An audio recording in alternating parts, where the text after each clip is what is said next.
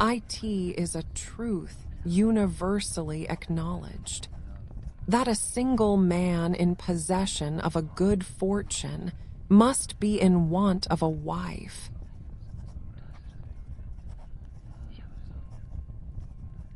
However little known the feelings or views of such a man may be on his first entering a neighborhood, this truth is so well fixed in the minds of the surrounding families that he is considered as the rightful property of some one or other of their daughters.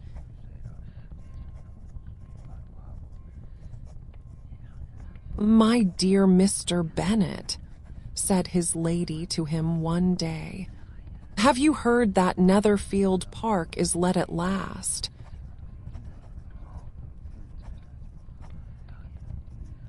Mr. Bennet replied that he had not.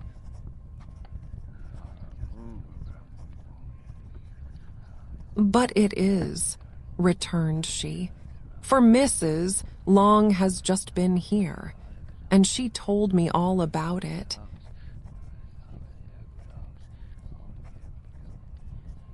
Mr.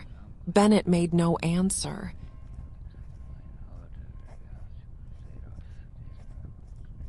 "Do not you want to know who has taken it?" cried his wife, impatiently.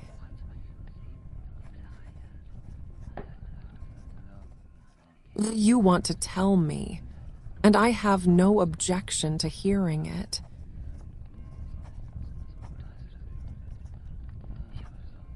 "He came down to see the place."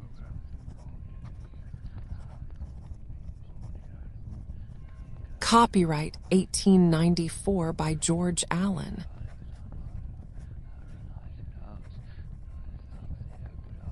This was invitation enough.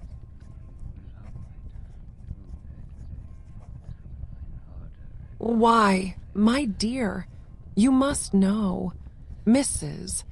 Long says that Netherfield is taken by a young man of large fortune from the north of England, that he came down on Monday in a chaise and four to see the place, and was so much delighted with it that he agreed with Mr.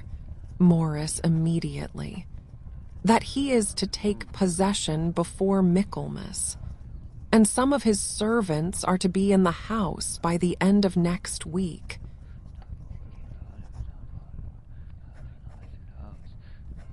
"What is his name?"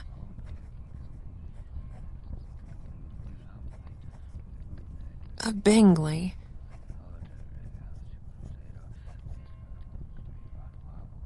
"Is he married or single?"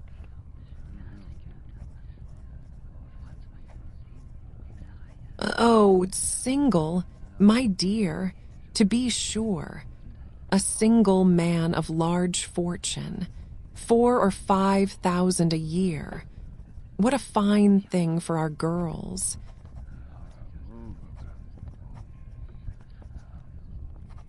"How so? How can it affect them?"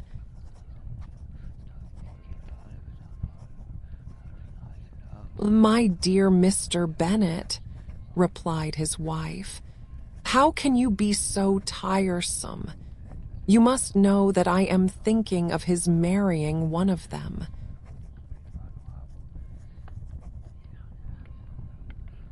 "Is that his design in settling here?"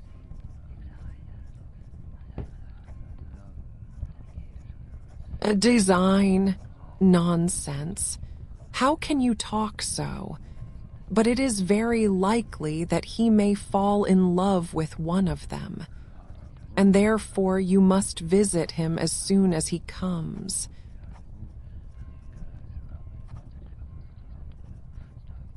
"I see no occasion for that.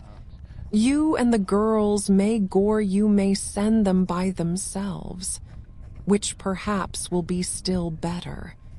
For as you are as handsome as any of them, Mr. Bingley might like you the best of the party."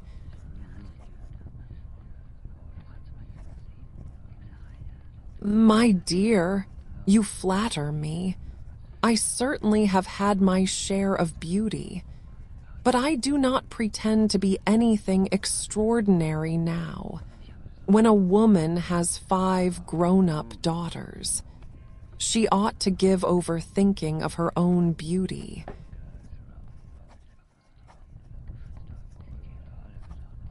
In such cases, a woman has not often much beauty to think of.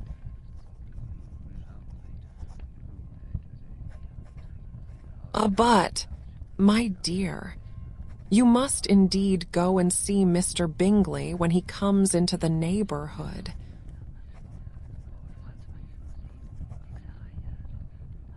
It is more than I engage for, I assure you.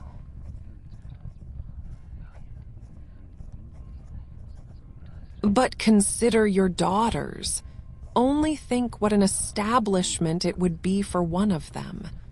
Sir William and Lady Lucas are determined to go, merely on that account, for in general, you know, they visit no newcomers. Indeed, you must go, for it will be impossible for us to visit him, if you do not.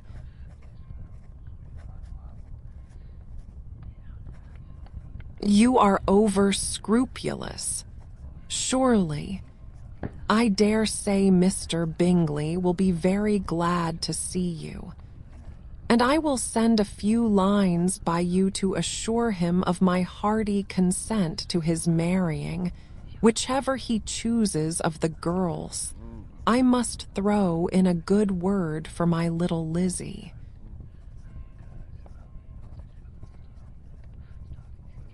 I desire you will do no such thing. Lizzie is not a bit better than the others, and I am sure she is not half so handsome as Jane, nor half so good-humored as Lydia, but you are always giving her the preference.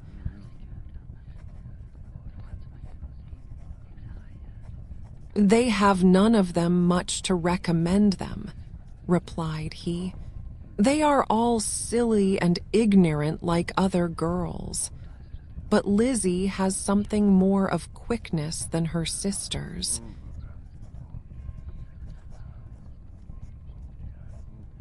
Mr. Bennet, how can you abuse your own children in such a way?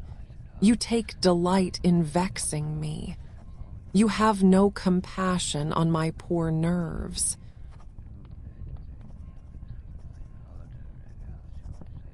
You mistake me, my dear. I have a high respect for your nerves. They are my old friends. I have heard you mention them with consideration these 20 years at least.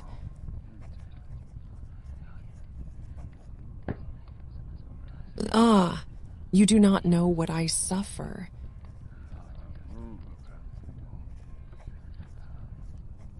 But I hope you will get over it, and live to see many young men of 4,000 a year come into the neighborhood.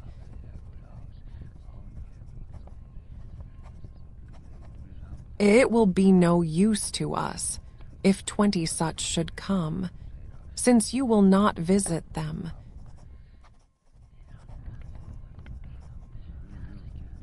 Depend upon it, my dear, that when there are 20, I will visit them all.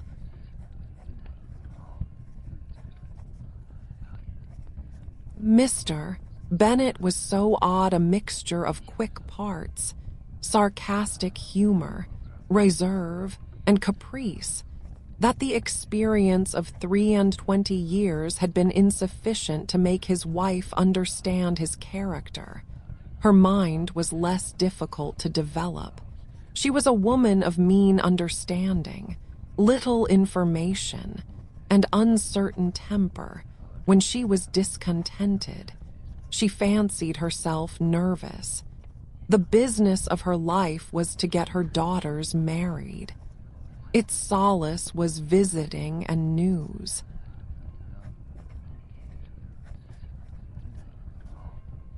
them are MRS, Bennett.